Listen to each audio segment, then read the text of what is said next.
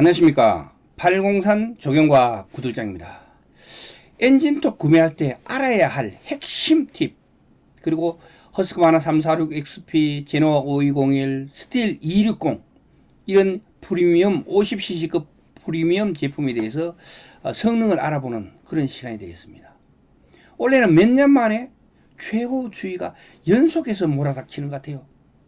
오늘 내일 풀렸다가 다시 강추위가 온다고 하니까 시청자님들 건강 잘 챙겨가지고 코로나 시대를 대비하시기 바라겠습니다.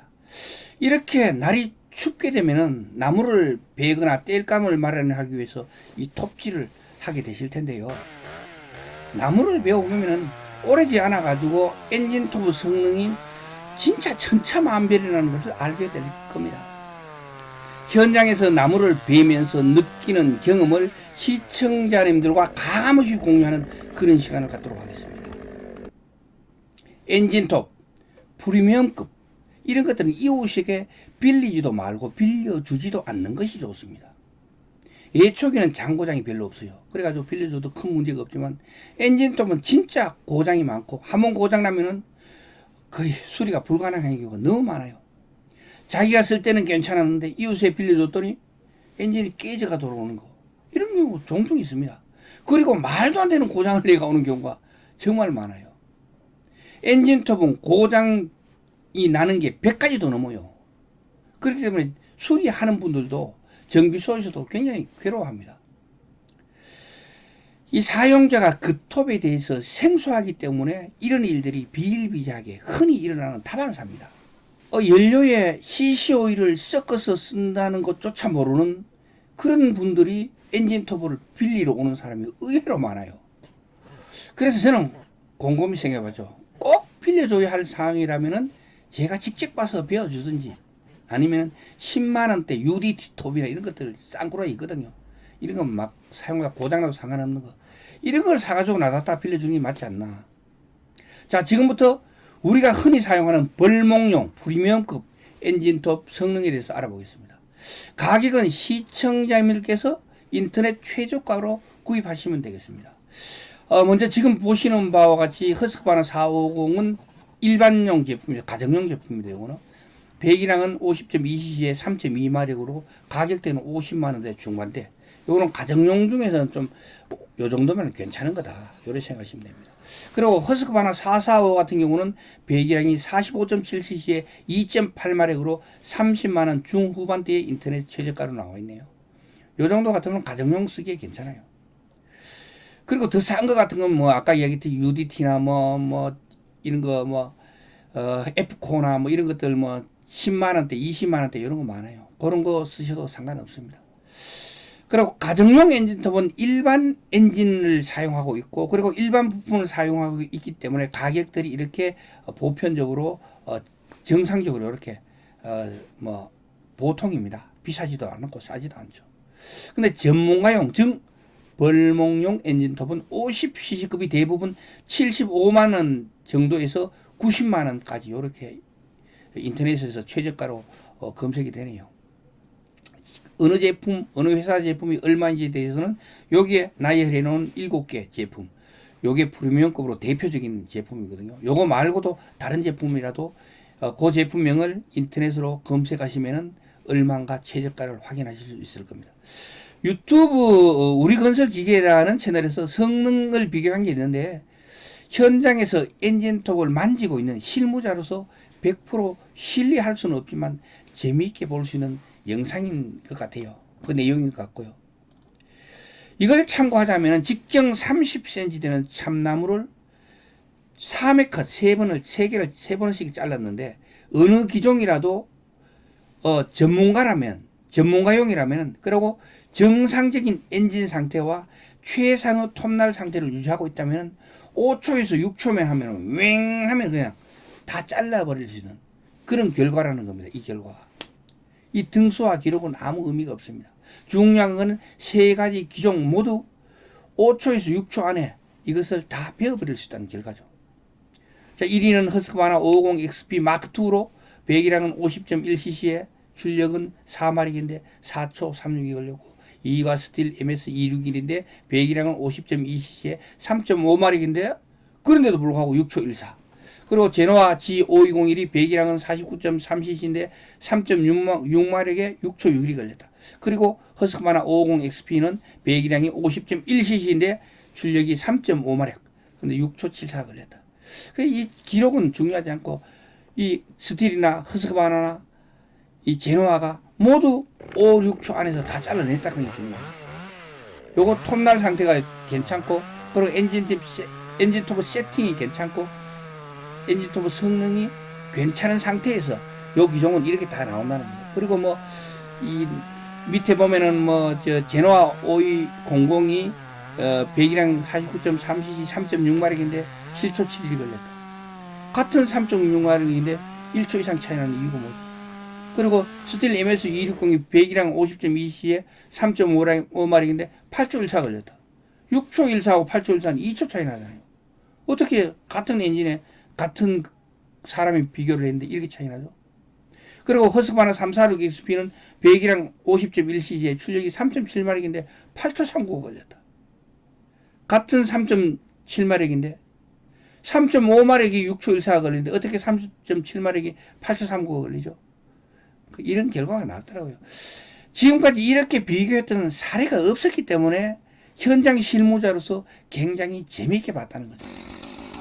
같은 기종이라도 사용하다 보면 출력 차이가 느껴질 정도로 확연히 느껴질 정도로 세팅이 틀어집니다. 그리고 또 톱날 상태가 최상인지 아닌지에 따라서 어떻게 다른 결과가 나온다는 걸 요 결과를 보고 아시게 되으실 것이라 생각합니다. 제가 제온을 보고 성능을 평가한다면 허스크바나 550XP 마크2가 4마력이고요. 허스크바나 550XP가 3.8마력, 허스크바나 346XP가 3.7마력, 제노아 G5201이 3.6마력, 스틸 MS260이 3.5마력으로 재원이 나와 있습니다.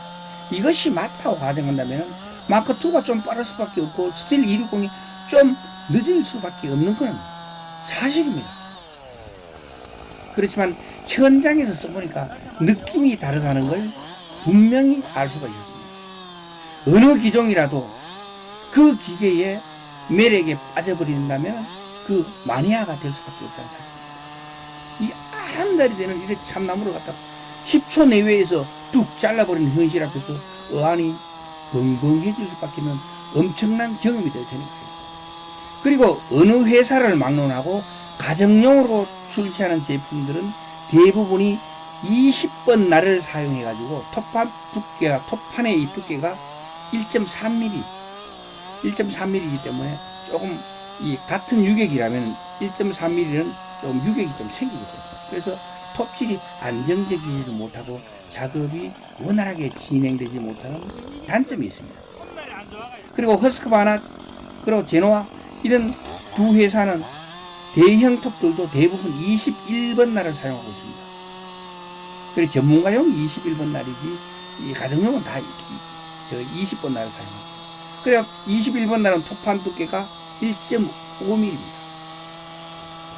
그리고 스틸 260은 22번 날을 사용해가지고 톱판의 이 두께가 1.6mm입니다.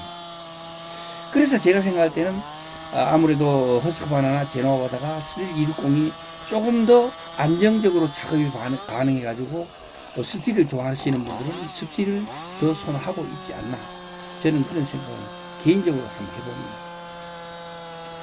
그래서 오늘의 저 결론은 사람마다 입맛이 다른, 사람마다 사용감, 느낌감, 그리고 몸이 받아들이는, 몸이 기억하는 게 기능이라고 얘기했잖아요. 그 몸이 받아들이는 게 다 다릅니다. 그렇기 때문에 어느 명기라도 벌목용 엔진톱, 전문가용 엔진톱의 명기의 세계에 길들여지게 되면 그 기종에 대한 맹종에 가까운 마니아가 되어버려가지고 그 기종에 집착할 수밖에 없는 그런 매력적인 제품들이라는 것입니다. 가정용으로 사용하실 분들은 가정용으로 가격대를 보시면 되고, 벌목용으로 사용하실 분들은 벌목용 가격대를 보시면 됩니다. 그런데 중요한 핵심 팁 이렇게 알려드리겠습니다. 어떤 걸 사더라도 AS가 좋고 주변에서 부품 구하기 쉬운 그런 인기 있는 제품을 선택해야 될 것이라는 것입니다. 예로 들자면 저희 회사에서 다나카라는 일본 소형 톱을 갖다가 가지고 있는데 지금 2년이 넘도록 부품을 못 구해가지고 방치하고 있습니다. 제가 수리점에 맡겼더니 6개월이 지나도 못 고치고 있어요. 다시 찾아놨다가 또 맡겼더니 또 못 고치고 있어요. 왜 못 고치는 거예요? 부품이 없대요. 그 제품은 유통회사가 일본에서 덤핑으로 몇 컨테이너인지 몰라도 이걸 받아가지고는 그 받은 걸 싸게 풀어버리고 빠져버렸습니다. AS 자체가 안 돼요. 없어요. 일본에서 소비자가 직접 구하지 않는 한 국내에서 부품을 구할 수가 없는 것 같더라고요.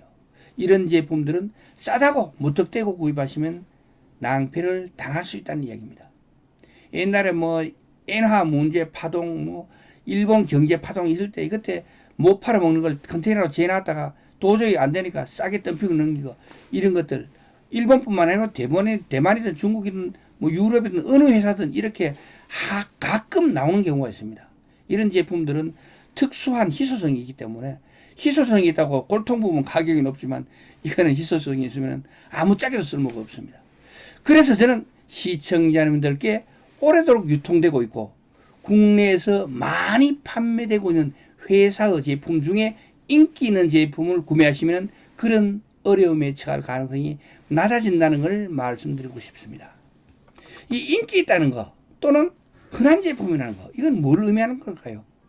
그건 바로 인터넷 검색창에서 제가 이야기했던 제품 또는 다른 제품들을 쳐넣었을 때 구매 후기와 수리 후기가 많고 평들이 좋은 것을 인기 있고 흔한 제품이라고 생각하시면 되겠습니다. 오늘의 엔진톱 팁!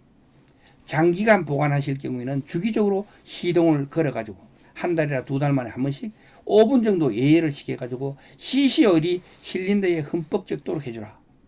요게 장기간 보관할 때 문제 없도록 사용하는 비결이고요.